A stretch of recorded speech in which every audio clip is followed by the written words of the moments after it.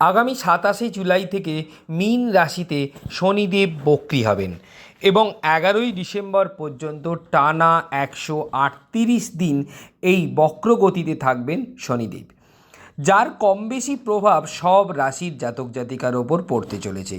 বিশেষ করে ৬ রাশির জীবনে আসবে এই সময় বিরাট পরিবর্তন, যার সম্পূর্ণ তথ্য আমরা ভিডিওর শেষে আপনাদের বলতে চলেছি।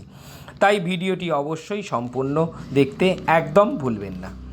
প্রসঙ্গত, শনিদেব কর্মফলদাতা এবং কর্মের দণ্ডনায়ক।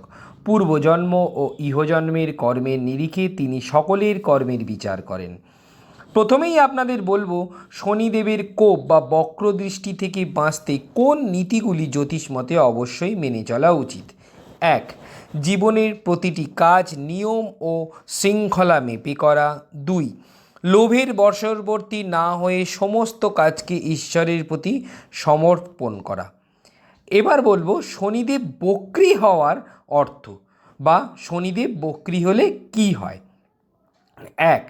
জ্যোতিষ মতে শনিদেব বক্রী হলে মানুষের অতীত কর্ম অর্থাৎ মানুষের অতীত কর্ম, অসমাপ্ত কাজ, জীবনের গুরুত্বপূর্ণ সিদ্ধান্তগুলি নতুন করে সামনে চলে আসে বা নতুন করে নিতে হয়। ২. এছাড়াও এই সময় ধৈর্য, শৃঙ্খলা ও আত্মবিশ্লেষণের গুরুত্ব অনেক বেড়ে যায়। অর্থাৎ শনিদেব বক্রী হওয়ার অর্থ এক কথায় মানুষের অতীত কর্ম, অসমাপ্ত কাজ এবং দায়িত্ব নতুন করে সামনে আনে। এছাড়া এও দেখা যায় অনেক ক্ষেত্রে শনিদেব বক্রী হলে ব্যক্তির আত্মবিশ্বাস কমিয়ে দেয় এবং মনে সন্দেহের উদ্বেগ ঘটায়। ফলে কাছের সম্পর্কগুলো বিগড়ে যায় ও ব্যক্তি মনে স্বার্থ চলে আসে এবং জাতকের মনে ভ্রমের সৃষ্টি হয়। এবার বলবো শনিদেব বক্রদৃষ্টি এড়াতে অর্থাৎ শনিদেবের বক্রদৃষ্টি এড়াতে কোন কোন উপায়গুলি আপনারা সহজেই মেনে চলতে পারেন। সেই উপায়গুলি এই রকম যে, তার আগে একটা কথা অবশ্যই না বললে নয়, আবার যে কথা বলতে হয় সেটা হচ্ছে ২৭শে জুলাই শনিদেব বক্রী হবেন এবং ১১ই ডিসেম্বর পর্যন্ত মীন রাশিতে তিনি বক্রী অবস্থায় থাকবেন। তাই এই শনিদেবের বক্রী থাকাকালীন কি করবেন সহজেই, সেটাই আমরা এবার আপনাদের বলতে চলেছি। ১. তেল ও বস্ত্রদান। প্রতি শনিবার কোনো শনি মন্দিরে সর্ষের তেল ও কালো তিল দান করুন। এছাড়াও যে কোনো অভাবী ব্যক্তিকে কালো বা নীল রঙের বস্ত্র দান করলেও শনিদেবের বক্রদৃষ্টির কোপ অনেকটাই কমে। ২.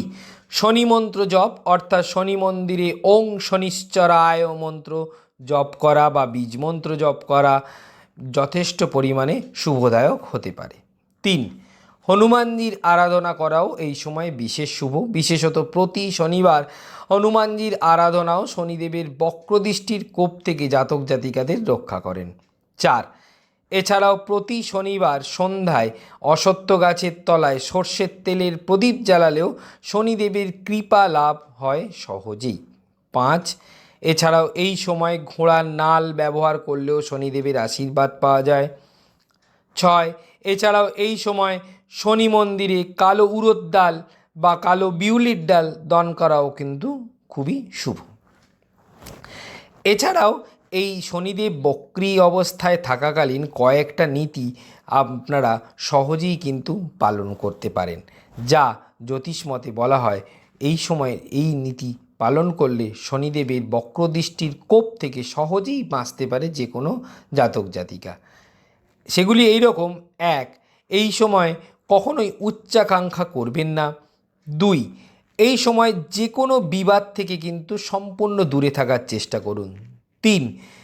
কোনো রকম খারাপ শব্দ এই সময় কখনোই ব্যবহার করবেন না, অর্থাৎ ২৭শে জুলাই থেকে ১১ই ডিসেম্বর পর্যন্ত কোনো খারাপ শব্দ না ব্যবহার করবেন না এবং কাউকে সহজে অপমান করার চেষ্টা করবেন না। এই ৩টি কাজ যদি আপনারা করতে পারেন তাহলে কিন্তু শনিদেবের আশীর্বাদ আপনারা সহজেই পেতে পারেন এবং শনিদেবের বক্র দৃষ্টি থেকে নিজেদেরকে রক্ষাও করতে পারেন।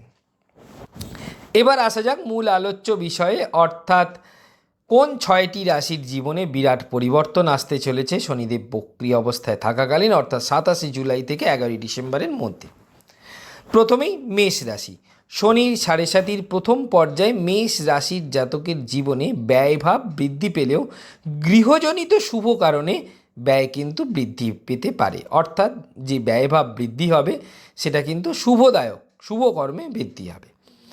এরপর সিংহ রাশি। শনির ঢাইয়া চলছে।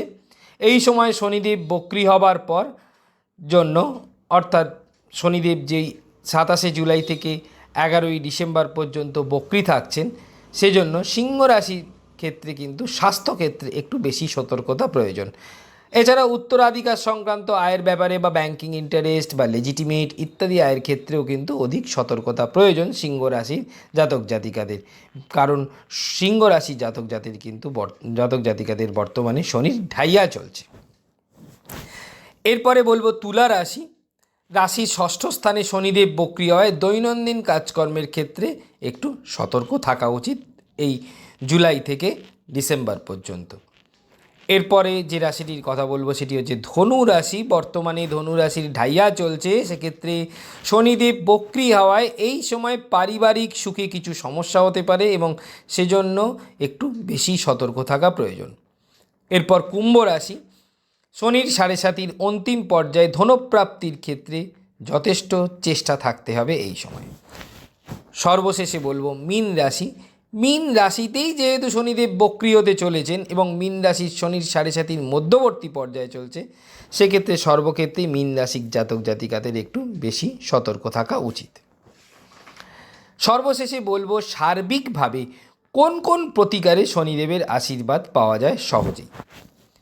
প্রথমেই মেষ ও বৃশ্চিক রাশি, অর্থাৎ যে রাশি দুটির অধিপতি মঙ্গল গ্রহ, তাদের ক্ষেত্রে হনুমান চালিসা পাঠ করা খুবই শুভ শনিদেবের আশীর্বাদ পেতে। বিশেষ করে শনিবার যদি ওই হনুমান চালিসা পাঠ করা যায় সেক্ষেত্রে এবং হনুমানজি মন্দিরে পুজো দেওয়া যায়, তাহলে কিন্তু মেষ ও বৃশ্চিক রাশির জাতক জাতিকাদের সর্বক্ষেত্রেই সার্বিকভাবে শনিদেবের আশীর্বাদ পাওয়া সম্ভবপর হয়।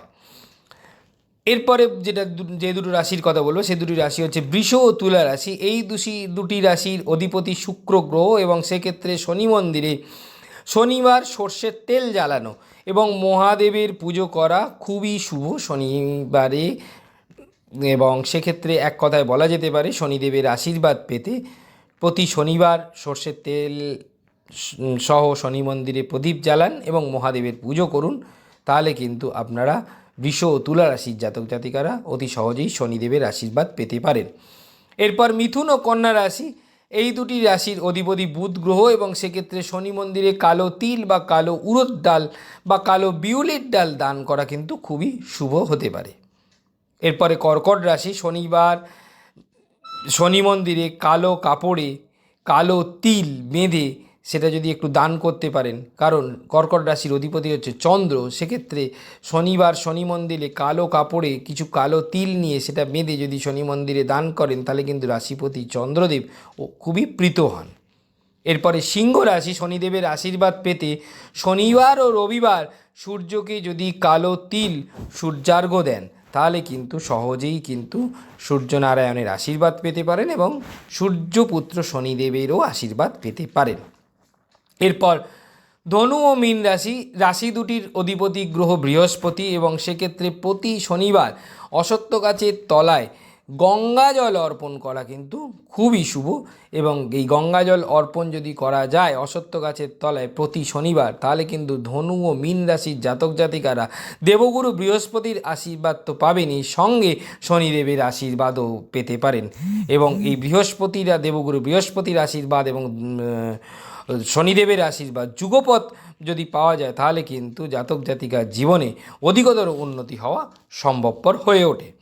সর্বশেষে বলবো মকর ও কুম্ভ রাশি। রাশি দুটির অধিপতি গ্রহ স্বয়ং শনিদেব এবং সেক্ষেত্রে এক কথায় বলা যেতে পারে লোহার পাত্রে সর্ষের তেল নিয়ে শনি মন্দিরে যদি নিবেদন করতে পারেন আপনারা, তাহলে কিন্তু শনিদেবের আশীর্বাদ আপনারা অতি সহজেই পেতে পারেন।